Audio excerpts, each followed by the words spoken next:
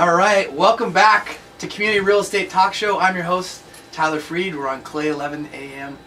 And we just got done speaking to Mark and Robbie, and Robbie is also a real estate agent, so she's going to join me again, and we're just kind of chat a little bit about what we're seeing going on in the market. And Robbie's brand new, and I'm just very excited for her future. So what has your take been so far just being in the real estate world?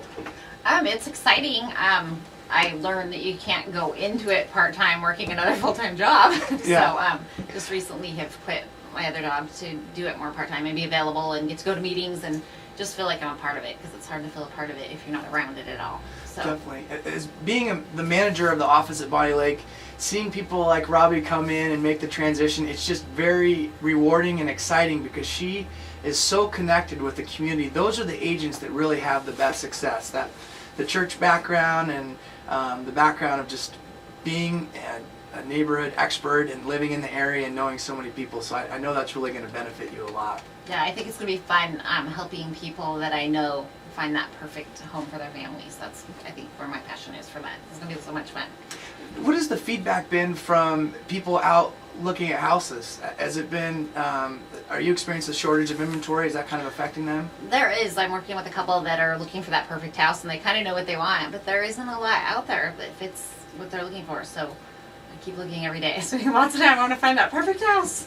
Which is so important. You got to be on the MLS, and you got to be searching. Yeah. Just you've got the hot sheet going, and you're just looking for that particular home to pop up. And one thing that really kind of changed my career 2 years ago, I actually heard this on the other radio station that I was on, is you got to tell your buyers that you got to find that 85% house, because that 100% house it's not out there. I mean, you can't even really build it right now because you're not going to have the perfect lot with the view and everything that you wanted and everything. So if you can find that 85% house, it's really going to make you happy in the long run, and then you turn it into your 100% house. Yeah, good idea.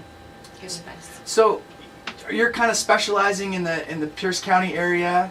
You guys have a really nice house around Lake Tapps, and yeah, just familiar territory. Yeah. That's easy because you kind of know the area, and a lot of the people that I hope to be working with that are searching are people I know that live in that area too. So it kind of makes sense to I'm going to be in that area more often than not. Back to the kind of the inventory, Robbie.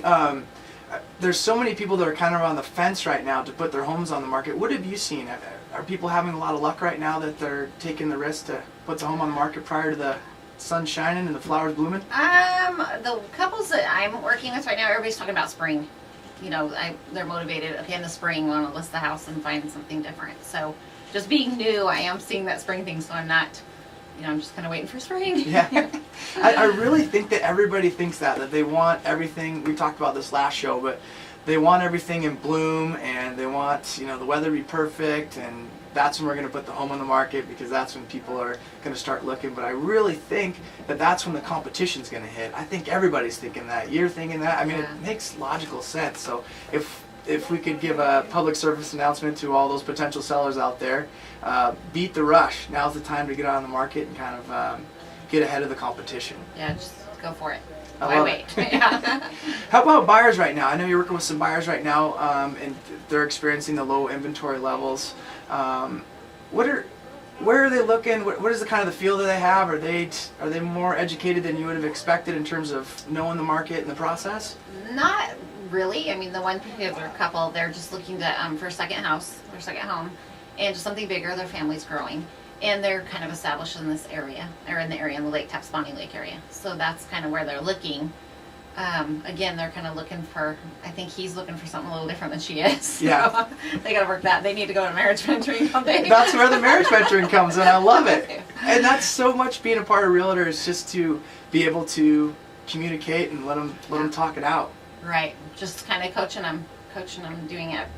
A lot of that intermingles and intertwines. It's just the coaching with the people you're working with to look for a house. You're coaching them, listening to them, and trying to find the perfect thing for them. 85% perfect. Yes, there we go. I like it. So do you think you'll probably working with a lot of buyers? Is that kind of the goal there? That's what I think I would like to do. I mean, that could change, but I think for me right now, that sounds like more exciting.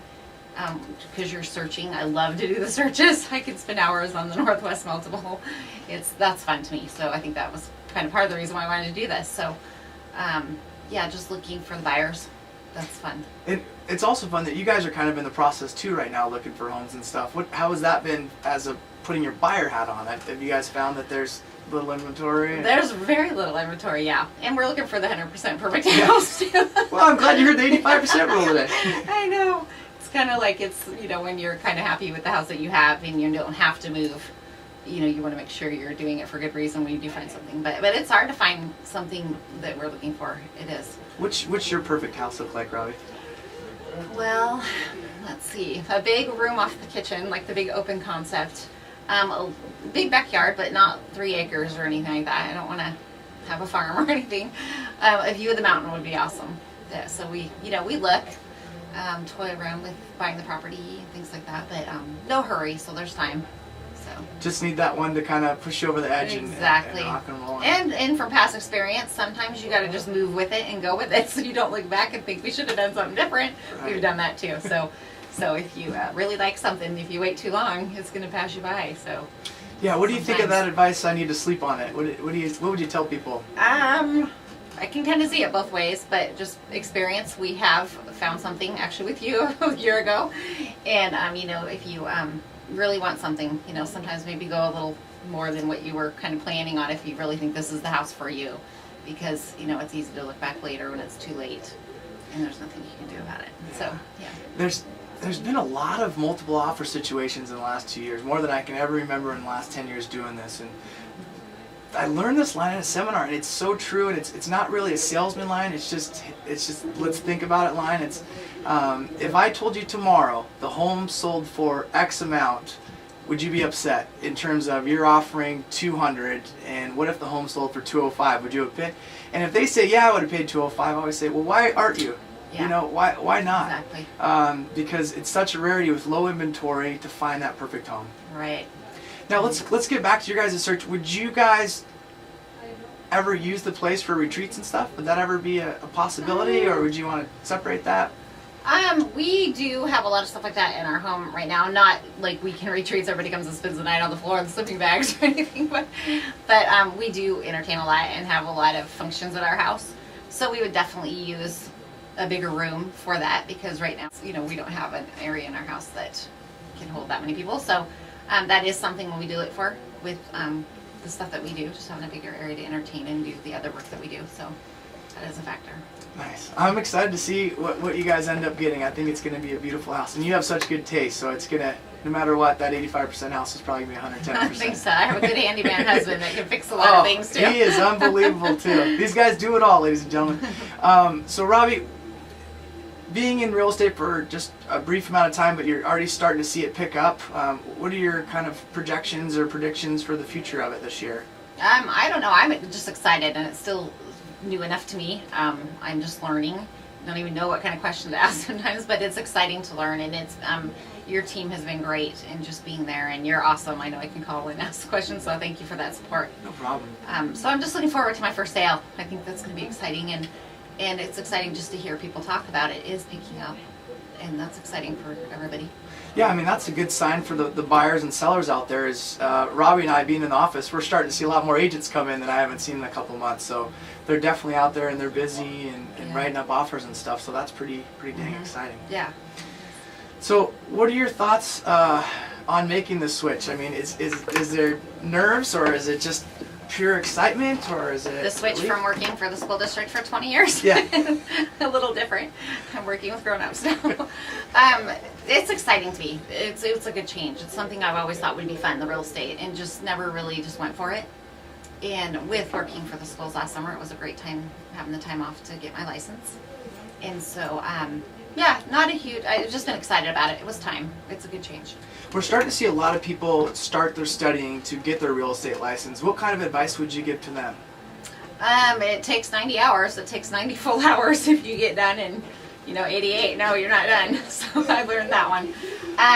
You don't always pass the test the first time. I did. Yay. Good job. But I did go into it knowing that a lot of people don't pass it the first time, so don't beat yourself up if you don't. You can take it again. And it was a good program. The Rockwell is what I did it through.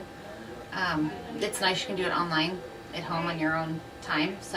But I thought I'd get it done in 3 weeks, just doing it all the time. No, you can't sit there day in it. It took me 7 weeks, Yeah. which I was still happy about getting it done in 7 weeks. Still really fast. But it's hard just to sit there for hours, 8 hours a day, and just that's what I'm going to do, get it done in 3 weeks. Very unrealistic expectations. But. So you, after being licensed, you've got some marketing stuff. What's the advice to tell people right now how to get going? What kind of stuff are you doing? I think I keep hearing, get your database, send cards to people use Facebook, stuff like that. So I'm just kind of working on all that right now to get that all up and going. But it's amazing how many people when you come across and you start talking, they're like, oh, you have your real estate license. Wow, we're thinking about listing our house, or I'm thinking about buying here soon in the spring.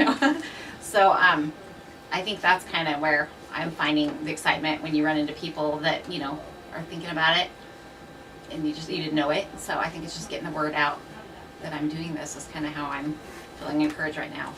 So listeners, if you're listening, we would like you to ask yourself, out of everybody you know, who's the next person to move, and then send an email to Robbie. What's your email address? Oh, Robbie Pampe, ROBBIEPAMPE @windermere.com. Perfect. There we go. I love it.